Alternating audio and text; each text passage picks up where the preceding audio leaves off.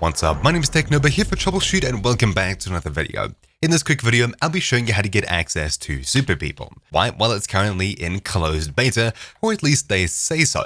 It's more like open beta. If I head across to the store page, you'll see that I have to request access to join.